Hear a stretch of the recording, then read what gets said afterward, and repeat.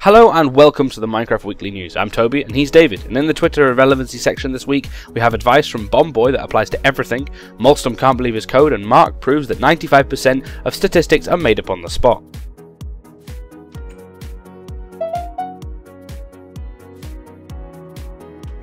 Xbox Live's Director of Programming, Larry Herb, aka Major Nelson, tweeted that the release of Xbox 360 retail version of Minecraft would be pushed back from its original date of April 30th until June 4th. Video game reporters Polygon speculate that this could be to do with the bugs within Title Update 9, which necessitated a patch that dropped on the 16th in the form of Title Update 10.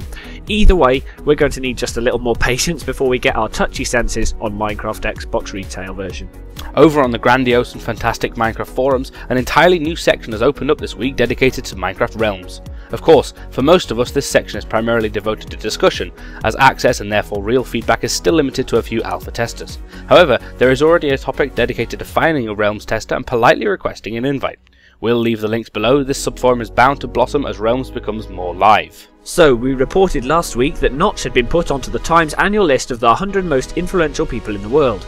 Well, it's really no surprise that Jeb has joined him on that list by order of the jury under the category of Titan.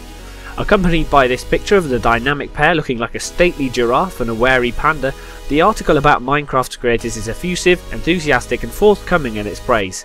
If anyone deserves a place on that list, it's these two, so let's give them a big hand, folks.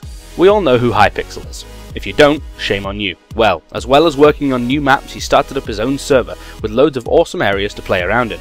With an adventure lobby where you can play any of his adventure maps, a new and improved Quakecraft map, and a Bow Spleef arena, it's hard to believe that this awesome server is only in beta.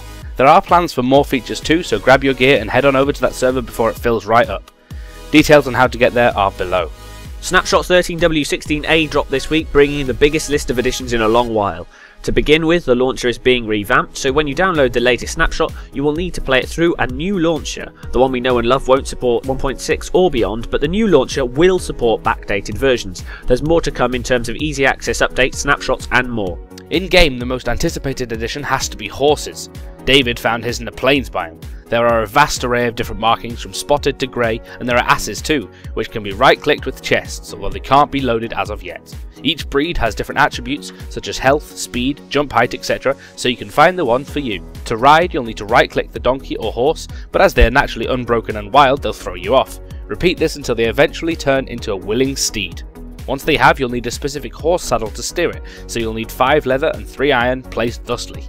You can then right-click the saddle onto your beast and ride around. Holding your jump key will charge its jump, and if you release it accurately near the end, it will reach an extra high jump, clearing blocks and fences with ease.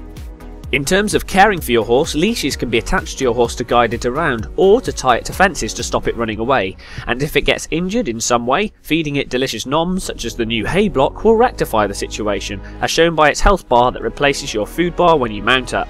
To make the fantastic horse armour, simply take 6 iron, gold or diamond and place it like so in a crafting table along with a block of wool. Place the armour on your steed by right clicking with it in its hand. Splendid. Speaking of blocks of wool, Mojang threw a curveball by adding carpet.